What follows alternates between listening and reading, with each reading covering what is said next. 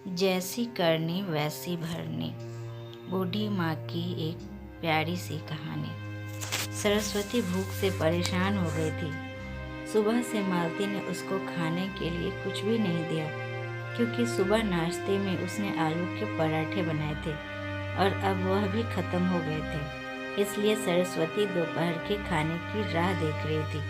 पर मालती ने सुबह पेट भर के नाश्ता किया था, इसलिए वो दोपहर का खाना नहीं बनाने वाली थी। अत्यंत भूख से परेशान हो रही सरस्वती मालती के पास गई और बोली, बहू, मुझे बहुत जोरों से भूख लगी है, खाने के लिए कुछ भी दे दे। सरस्वती का कहना सुनकर मालती मुंह टेढ़ा करके बोली, दिन भर सिर्फ आपको भूख ही लगती है? दूसरा तो कुछ भी काम नहीं रहता आपको? उस टेबल पर चने रखे हैं, वहीं जाकर पानी पी के सो जाओ। आज दोपहर को मैं अपनी फ्रेंड के साथ बाहर जाने वाली हूँ, इसलिए खाना तो रात को ही बनाऊंगी।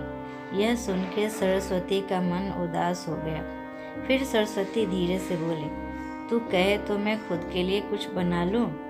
मालती गुस्से से बोली, एक व्यक्ति के लिए खाना बनाओगे क्या आप? सोचकर मालती किचन में गई और उसने फ्रिज में रखे हुए बासी चावल निकाले। अचार के साथ वह चावल एक थाली में परोसकर सरस्वती के आगे रख कर बोली कि खा लो। ऐसा कहकर पर्स लेकर मालती घर के बाहर चली गई। चावल फ्रिज में रखे थे, तभी भी वह खराब हो गए थे। उनसे गंदी बदबू आ रही थी। सरस्वती ने गुस्से से वह चावल डस्टबिन में डाल दिए। इसके बाद उसने दाल चावल निकाल कर अपने लिए गरम गरम खिचड़ी पकाई और पुदीने की चटनी के साथ खाई और सब बर्तन घिस कर किचन साफ किया और चुपके से अपने रूम में जाकर सो गई। मालती ने भले ही खाना पकाने से मना किया था, पर यह घर उसका भी था और वह खुद का खाना खुद बना सकती है। दूसरे दिन सुबह सरस्वती अपने रूम में बैठी थी। उतने में उसका बेटा रमेश उधर आया और बोला, माँ, आजकल महंगाई बहुत बढ़ गई है, मुझे घर खर्च चलाना भी बहुत कठिन हो रहा है। ऊपर से पापा की 13वीं पर भी बहुत खर्च हो गया। मैं सोच रहा हूँ माँ कि एक रूम किराए पर दे दिया जाए। घर का पर किराए आने पर घर खर्च में थोड़ी मदद हो जाएगी। सरस्वती बोली, बेटा, तुझे जो ठीक लगे तू वही कर। उसके बाद रमेश गला साफ करते हुए बोला, माँ, तेरा रूम खाली कर दे और नीचे के छोटे रूम में शिफ्ट हो जा। उस छोटे रूम में टॉयलेट और बाथरूम नहीं है तो उसे कोई किराए पर नहीं लेगा। सरस्वती चौंक गई और बोली, पर वह रूम छोटा है और वह तो स्टोर रूम है, मैं उधर रहूंगी तो टॉयलेट बाथरूम कैसे जाऊंगी? रमेश बोला, माँ, तू आंगन के टॉयलेट में जाया कर, तू तो घर ही रहती है ना। जिसको हम रूम किराए पर देने वाले हैं उसको तो सारी सुख सुविधा तो चाहिए ना। वैसे भी यह रूम बहुत बड़ा है, पापा के जाने के बाद तुझे इतने बड़े रूम की क्या ज़रूरत है? सरस्वती कुछ क्षण शांत रही और सोचने के बाद बोली, टेरेस पर जो रूम है वह भी हम किराए पे दे सकते हैं, उस रूम में सब कुछ सुविधा है। उस पर रमेश बोला, नहीं माँ, वह रूम हम किराए पर नहीं दे सकते, वह अपने मेहमानों के लिए रखा है। तुझे तो अच्छे से पता है कि मालती के मायके वालों का आना जाना चालू रहता है, इसलिए एक्स्ट्रा रूम मेहमानों के लिए रखना पड़ेगा। सरस्वती सब समझ गई कि बेटे ने तो उसका ही रूम किराए पर देने का निर्णय लिया है, क्योंकि वह बुढ़ापे में बेटे और बहू पर आश्रित थे। इसलिए रमेश ने जो कहा उस पर सरस्वती ने ज़्यादा विरोध नहीं किया। उसने अपना थोड़ा सामान लिया और छोटे रूम में शिफ्ट हो गई। उधर पुराने रूम में उसका जी घुट रहा था, तब भी वहाँ उस रूम में दिन काट रही थी। नया किराएदार आया था, सब पहले जैसा चल रहा था। घर में आए हुए किराएदार का नाम अशोक था, एक एनजीओ में काम करता था। वह हर रोज़ मालती और रमेश सरस्वती के साथ कैसा सलूक करते थे वह देखता रहता था। वह देखकर उसको बहुत बुरा लगता था। धीरे धीरे सरस्वती अशोक को अपने बेटे जैसा मानने लगी। अशोक भी आते जाते सरस्वती का हालचाल पूछा करता था और उसका ख्याल रखता था। रमेश और मालती को सरस्वती से कुछ लेना देना नहीं था।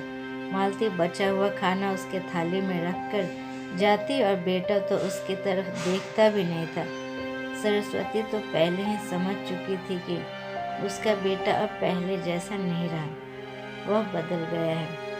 फिर भी वो आंखें बंद करके किसी पालतू पशु जैसे उस घर में रहती थी, क्योंकि बुढ़ापे में उसको दूसरा किसी का सहारा नहीं था। रोटी के 2 टुकड़ों के लिए उसको उनके सहारे रहना पड़ रहा था। कभी कभी सरस्वती को बहुत रोना आता था। सरस्वती अशोक को अपने मन की बात बताने लगी। उनके पति की मौत बेटे की लापरवाही से हुई थी, पर वो ज़्यादा नहीं बोल पा रही थी। जब पति काम पर जाते थे तब घर में हम दोनों को बहुत मान सम्मान मिलता था। जब वह काम करने में असमर्थ हो गए तब रमेश को उन्होंने घर खर्च में मदद किया कर ऐसा कहा। यह बातें रमेश के मन को बहुत बुरी लगी। जब तक पति घर चला रहे थे रमेश अपने सब पैसे बचा लेता था, पर अब शर्म से और मजबूरी से उसको घर खर्च चलाना पड़ रहा था। धीरे धीरे माँ बाप का खर्च उसको बोझ लग रहा था, लेकिन वह स्पष्ट रूप से कुछ भी नहीं कह सकता था। इस बीच पति का स्वास्थ्य बहुत बिगड़ गया और वह चल बसे। डॉक्टर के पास जाने से पता चला कि उनको निमोनिया हुआ था। डॉक्टर थोड़ी महंगी दवाई लिख कर देते थे, तो रमेश पैसे बचाने चाहिए, इसलिए रमेश आधी दवाई लेकर आता था। शुरू में पति का स्वास्थ्य सुधर गया था, तब रमेश ने उनकी गोलियां औषधि बंद कर दी थी। पति भी इन चीज़ों पर ज़्यादा ध्यान नहीं देते थे, लेकिन एक रात में उन्हें सांस लेने में बहुत परेशानी हुई। सरस्वती बहुत घबरा गई और वह भाग भाग के गई और रमेश के कमरे का दरवाज़ा ठोकने लगी और कहने लगी कि पापा का स्वास्थ्य बहुत बिगड़ गया है, चल हम उन्हें डॉक्टर के पास लेकर जाते हैं। उस पर रमेश बोला, माँ मुझे अब सोने दे, मुझे बहुत नींद आ रही है, हम सुबह पापा को डॉक्टर के पास लेकर जाएंगे। ऐसा कहकर उसने दरवाज़ा बंद कर लिया था। सरस्वती रात भर पति के तकिए के पास चिंतित बैठी रही।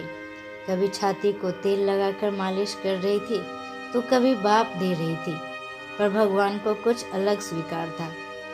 सुबह तक उनकी मृत्यु हो गई थी। घर में कब्रिस्तान जैसी शांति थी। रमेश रोने का नाटक करने लगा। मालती तो ऐसे रो रही थी कि जैसे उसको वास्तव में ससुर चले गए इस बात पर बहुत दुख हो रहा हो। सबसे ज़्यादा धक्का लगा सिर्फ सरस्वती को, पर वह कुछ बोल नहीं पा रही थी। सरस्वती की आंखों में अश्रु आ रहे थे और उसके ओठ थर थर काँप रहे थे, जैसे कि वो कहना चाहती हो कि अब रोने का नाटक क्यों कर रहे हो, मेरे पति की मौत के आप दोनों जवाबदार हो। पर वह कुछ बोल नहीं पाई। क्रियाकर्म कर दिया गया। सरस्वती के दिमाग में हमेशा एक बात चलती थी, रमेश ने लापरवाही नहीं की होती तो आज मेरे पति जिंदा होते। उनकी मौत के बाद मालती और रमेश का व्यवहार बहुत बदल गया था। सरस्वती को भी उनके व्यवहार की आदत पड़ गई थी, इसलिए वह उनकी तरफ से कोई भी अपेक्षा नहीं रखती थी, पर उसका मन उसे अंदर ही अंदर उसे खाया जा रहा था। ऐसी औलाद को सबक भी नहीं सिखा सकती। एक दिन उनका किराएदार अशोक उनके पास आया और सरस्वती को कुछ बातें उसने समझाई। वह बातें सुनकर सरस्वती की आंखों में एक नई उम्मीद जागी। दूसरे दिन सुबह सरस्वती मालती और रमेश के पास आई और बोली, मुझे तुम दोनों से बहुत ज़रूरी बात करनी है। मुझे ऐसा लग रहा है कि तुम दोनों को मेरे साथ रहने में प्रॉब्लम है, इसलिए मैंने सोचा है कि मैं वृद्धाश्रम में रहूंगी। सरस्वती का कहना सुनकर मालती बहुत खुश हो गई। रमेश ने थोड़ा दुखी होने का नाटक किया। फिर थोड़ी देर में सरस्वती ने उन दोनों के चेहरे के हाव भाव देखे और बोली, रमेश तुझे दुखी होने की ज़रूरत नहीं है और मालती तुझे इतना खुश होने की ज़रूरत नहीं है। पहले मेरी सब बातें सुन लो। और सरस्वती हंसकर बोली, यह बातें सच्ची है कि वृद्धाश्रम में मैं रहूंगी, पर मैं इसी घर में कहीं नहीं जाऊंगी। मैं इस घर को ही वृद्धाश्रम बनाऊंगी। अब यहाँ तुम्हारे जैसे स्वार्थी बेटे और बहू यहाँ नहीं रहेंगे, मेरे जैसे बूढ़े लोग यहाँ रहेंगे। ये मेरा आखिरी निर्णय है। यह सुनकर रमेश और मालती दोनों ही चौंक गए। रमेश और मालती एक दूसरे की तरफ देखने लगे। उन दोनों ने सोचा था कि सरस्वती घर छोड़कर चली जाएगी तो वह दोनों खुशी से रहेंगे। उनको लगा था कि अब उनको सरस्वती की जवाबदारी लेनी नहीं पड़ेगी, उसका ख्याल नहीं रखना पड़ेगा। पर इधर तो सब कुछ उल्टा हो गया था। सरस्वती को उनका सुनकर रमेश गुस्से में बोला, माँ तेरा दिमाग तो ठीक है ना? इस घर पर मेरा अधिकार है, फिर तू इस घर को कैसे वृद्धाश्रम बना सकती है? तू भूल रहा है बेटा, अभी तक ये घर मेरे ही नाम पर है। सरस्वती गुस्से से बोली, तुम दोनों ने मुझे बहुत परेशान किया है, छोटी छोटी बातों पर मेरा अपमान किया है, बीमारी के वक्त भी मुझ पर ध्यान नहीं दिया, खाने पीने के लिए भी मुझे बहुत तरसाया। तेरे पिताजी भी मुझे छोड़कर चले गए। अगर मैंने कठोर निर्णय नहीं लिया तो मेरा भी वही हाल होगा जो तुम्हारे पापा का हुआ था। इसलिए मैंने सोचा है कि बेटे के झूठे प्यार के जाल में फंसने से अच्छा मैं अपने बारे में सोचूं। रमेश घुटनों पर आकर बोलने लगा, माँ मुझे माफ़ कर दो, हम दोनों तेरा अच्छे से ख्याल रखेंगे, तेरा कभी भी अपमान नहीं करेंगे, पर तू इस घर को वृद्धाश्रम मत बना। माँ थोड़ा सोच कर तो देख, हमारा क्या होगा? सरस्वती ऊंची आवाज़ में बोली, मैंने और तेरे पापा ने तुझे अच्छे संस्कार दिए थे, फिर भी तूने सिर्फ तेरे परिवार के बारे में ही सोचा, हमारा नहीं। फिर मैं तेरा कैसे सोचूं? तू तेरे परिवार का सोच, मेरी चिंता मत कर और जल्द से जल्द ये घर छोड़कर चला जा, क्योंकि इस घर में अब अच्छे लोग रहने आ रहे हैं। इतना कहकर सरस्वती अपने रूम में चली गई। रमेश और मालती शांत सरस्वती को जाते हुए देखते ही रह गए। सरस्वती ने अपने जैसे बूढ़े लोगों को उसके घर में आश्रय दिया। अशोक की मदद से वृद्धाश्रम अच्छे से चलने लगा। दोस्तों, आजकल के लड़कों ने बूढ़े लोगों के साथ गैर व्यवहार किया तो बूढ़े लोग भी कठोर निर्णय ले सकते हैं। उम्मीद करती हूँ ये कहानी आपको पसंद आए। अगर पसंद आए तो आप लाइक, शेयर और सब्सक्राइब करें। Thank you.